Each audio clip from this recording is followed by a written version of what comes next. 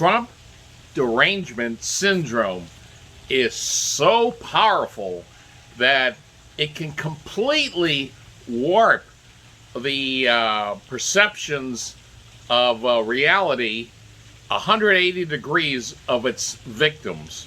And in other words, that they see things completely opposite from what they really are.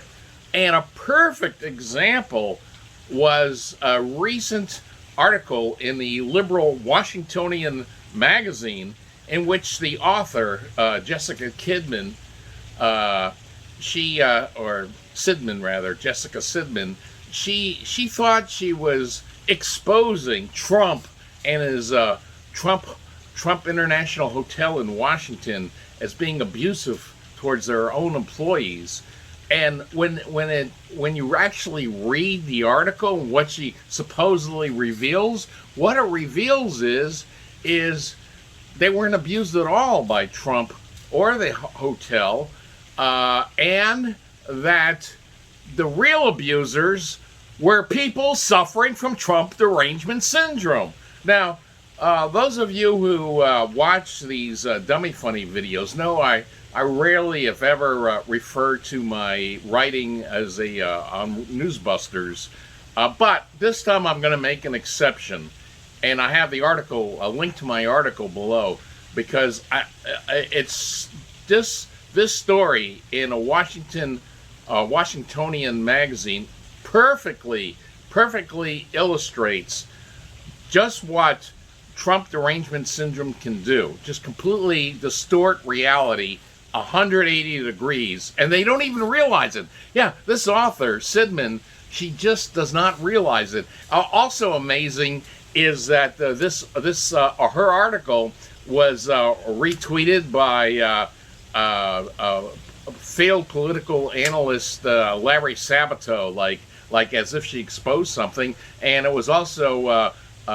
cited in the Daily Beast. So let's take a look now at the article that I wrote in Newsbusters yesterday, actually, and Sunday, about the Washingtonian Magazine and how the TDS of the author completely blinded her to the reality of what she was. Amazing. It was actually amazing of the reality of what was going on.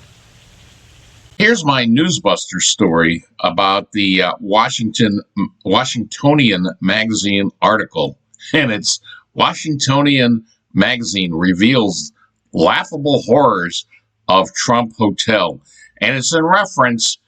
Here's the article. Now let's take a look at the Washingtonian article itself. So here it is. Trump Hotel employees reveal what it was really like catering to the right-wing elite. And as we're going to find out, there was really nothing very horrible about it at all. Actually, there was some horror, but it came as a result of the obsessions of those with Trump Derangement Syndrome, who abuse the employees terribly, by the way, who abuse the employees of the Trump International Hotel in Washington. So let's go back to my article, which took many of the excerpts from this article in Washingtonian Magazine. So here we go, and the first quote unquote revelation was that President Donald Trump was incredibly clean. He was a stickler for cleanliness, and he really liked Diet Coke, just like other people have certain fondnesses. You know, I've got, believe me, I have my own. If you've been watching my videos about different foods, I'm over enthusiastic perhaps on certain foods, and so his thing is Diet Coke, like crime of the century, right? Here she says, as soon as Trump was seated, the server had to discreetly present a mini bottle of Purell hand sanitizer. Oh my God. He didn't want his hands to be dirty. This is horrible. Oh my God! And to make an employee give him a hand sanitizer. Well, the horrors never stop. It says this applied long before COVID, mind you. Next cue dialogue. Good morning or time of the day, Mr. President. Would you like your Diet Coke with or without ice? The server was instructed to recite. So where's the crime here? I'm trying to figure this out. I mean, guess what? I'm not even president, and I have waiters and waitresses ask me if I want certain beverages with or without ice. I don't see the big deal here. A polished tray with chilled bottles and highball glasses were already prepared for either response. Directions for pouring the soda were detailed in the process, no length fewer than 7 steps long. And big deal. Let's says once poured, the drink had to be placed at the president's right-hand side. Repeat until the POTUS departs. Oh, so here the server was to hold long neck bottle opener by the lower third of the handle in one hand, and the Diet Coke also by the lower third. You know what? Yeah, he's a stickler for cleanliness. You don't want somebody's hand on your soda, so it's not a big deal. We're not talking about big. And the author here, by the way, is named Jessica Sidman. Oh my God, here's another horror. He likes his ketchup fresh. He says the manual instructed the server to open mini glass bottles of Heinz ketchup in front of Trump, taking care to ensure he could hear the seal make the pop sound. Well, you know what? In my particular case, I'm not that fussy about ketchup, but I can understand that. There's certain things that I like fresh too. So, like how many people want to eat potato chips from a bag that's already been opened? So the president prefers fresh ketchup. Again, I don't see where the horror. Oh, then this is actually pretty funny. To make matters worse, Trump also liked junk food. One more thing. Don't forget the snacks. A tray of junk food needed to be available for every Trump visit. Lay's potato chips, specifically sour cream and onion, Milky Way, Snickers, Nature's Valley, granola bars, Tic Tacs, gummy bears, Chips Ahoy, Oreos, Nutter Butters, Tootsie Rolls, chocolate-covered raisins, and Pop Secret. Hey, I'm offended. Where the hell's the ho-hos? Where are the ho-hos? I want ho-hos. Again, what's the big deal? The guy likes junk food. How is any employee abused by somebody, the owner of the hotel, namely Trump, wanting junk food, whatever, candy bars and stuff? Who doesn't like that? I mean, this is ridiculous. Like I said here, it's obviously an impeachable offense. And thanks to the new TDS rules, he can be impeached yet again. Then here's something really bad. This is unbelievable. I don't get where Jessica Sidman, the author, and her TDS audience, they're reading this and they're thinking this is horrible. She reveals that the Trump kids were incredibly polite. I'm not kidding you. And yet this is somehow offered up as something really wrong. It says, Trump's children were fairly low-key and polite. Oh my God, they were low-key and polite? How can that be? This is really bad on their part. Well, the most salacious detail any former staff offered about Ivanka Trump is that one time she showed up in yoga pants and indulged in a single margarita. Oh my God, can you imagine? Was there any employee that went home at night, like punching the walls of their homes in anger over the fact that Ivanka Trump showed up in yoga pants and had one margarita? It says Ivanka would sit with her back to the rest of the dining room. She didn't really want to be seen there necessarily. I mean, yeah. Oh, and then Steve Mnuchin. Here's a guy. Now here's a case where a guy could have raised the fuss. He's the Treasury Secretary, because they mentioned about his coat in the subtitles. It says, remember Steve Mnuchin coat and hotel, the hotel loss that was referenced in the subtitle? You would expect that he went berserk over that. Well, Sidman reveals the dirty details about what really happened.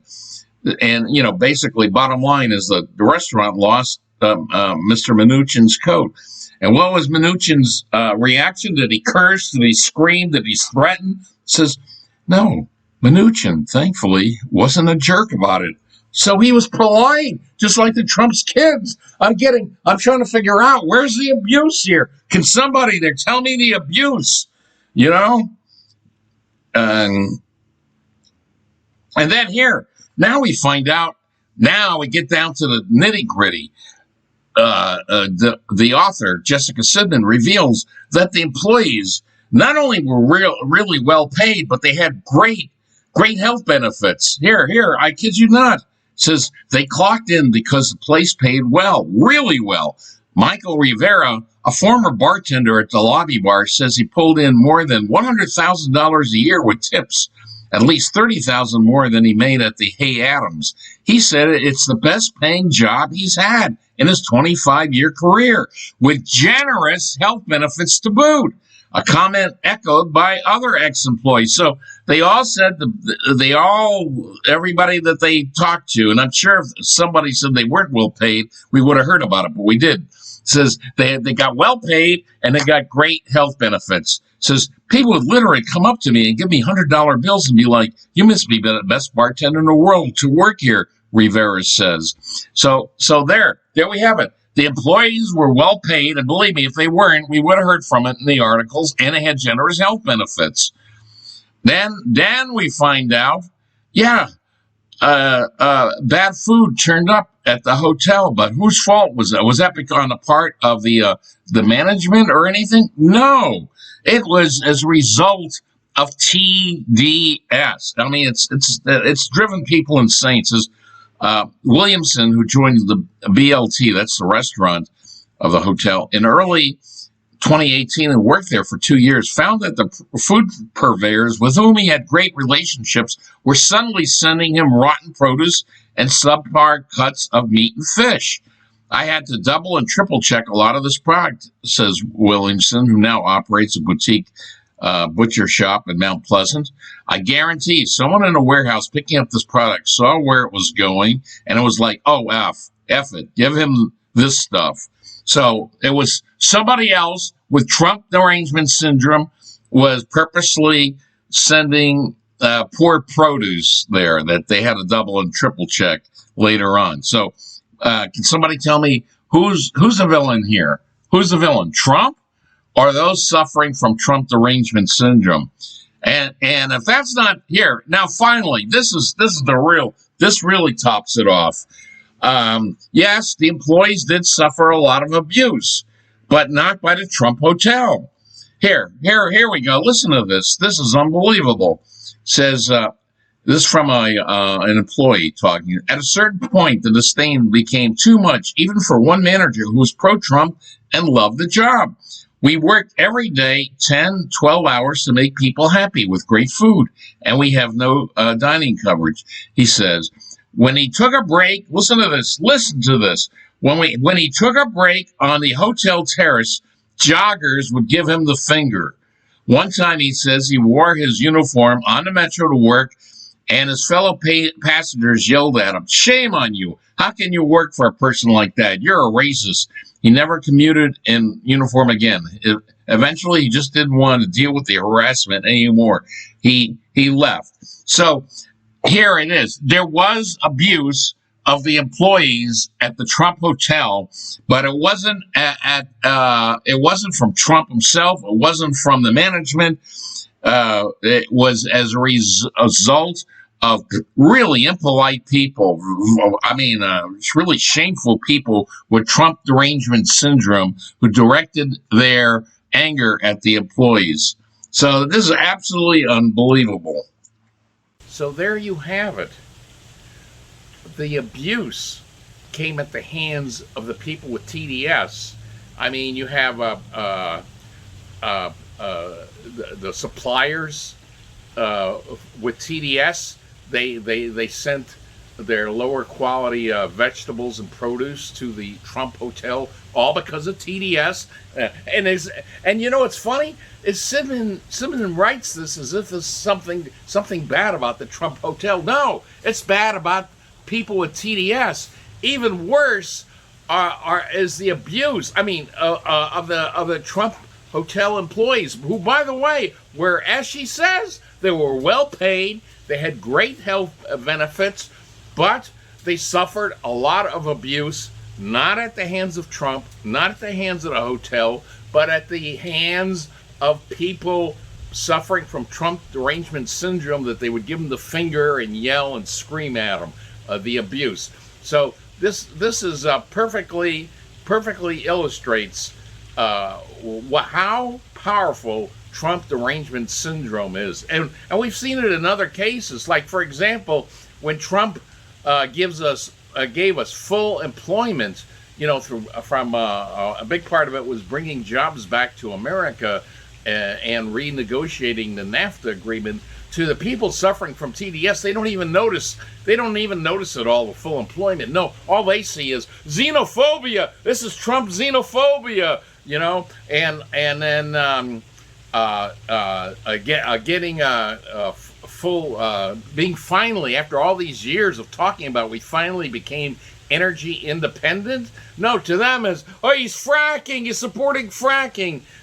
And then also on top of that, just another example, just off the top of my head, is making the members of NATO pay their fair share in defense. You know, to them it was, oh, he's alienating our allies by making them pay that what they should be, by the way, but haven't been, their fair share. So this is all amazing.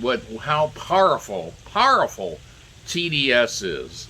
Well, I'll see you guys later.